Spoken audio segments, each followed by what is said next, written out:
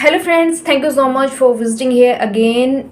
Under section 138 of the Negotiable Instrument Act, especially mean to say this video is about the check bounce case. और cheque bounce case के बारे में सिर्फ ये नहीं है कि मैं कुछ उसका इंट्रोडक्शन दे रही हूँ। चेक बाउंस केस में ये स्पेसिफिकली फैक्ट उसके बारे में है, अगर मान लीजिए आप कंप्लेनेंट हैं, आपका चेक बाउंस हो गया है और कुछ टाइम के बाद, ट्रायल के बाद, जो आपका जो एक्यूज्ड है वो एक्विट हो गया है, बेसिकली वो एक्विट हो गया है। अब आप जाते थे अपील में, जब अपील में आपको जाना होता था बेसिकली आपको हाई कोर्ट का रुख करना पड़ता था।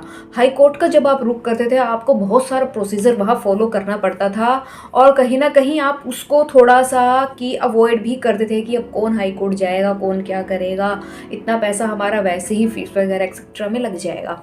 तो बेसिकली यहाँ पर एक जो new supreme court, honourable supreme court के द्वारा न्यू गाइडलाइन है यहाँ इशू कर दी गई है अंडर सेक्शन 138 चेक बाउंस के केस में of the negotiable instrument act कि अगर आप कंप्लेनेंट हैं, आपका चेक बाउंस हो गया है और फाइनली ट्रायल के बाद क्या होता है, मान लीजिए एक्यूज्ड एक्विट हो गया है, तो यहाँ पर अब आपको डायरेक्ट हाई कोर्ट जाने की ज़रूरत नहीं है।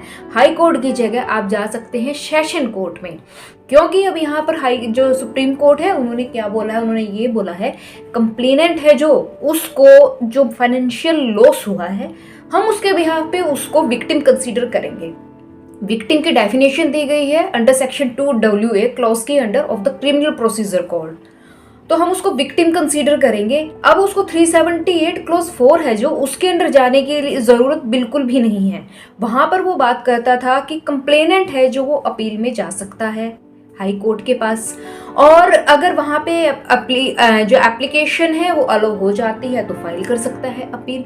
अब इसको टोटली सुप्रीम कोर्ट ने ये बोला है अब इतना 378 का प्रोसीजर फॉलो करने की जरूरत नहीं, अब 372 में एज ए विक्टिम जाकर आप है जो अपील फाइल कर सकते हैं सेशन कोर्ट में। तो ये बेसिकली कहीं ना कहीं देखा जाए जो कंप्लेनेंट है उसको विक्टिम के तौर पर अपील में जाने के लिए बोला गया है। उन्हें डायरेक्ट अब हाई कोर्ट में जाने के लिए 378 क्लॉज 4 का जो प्रोसीजर है फॉलो करने की जरूरत नहीं है, डायरेक्ट सेशन कोर्ट में अंडर सेक्शन 372 जा सकते हैं विक्टिम के तौर पर।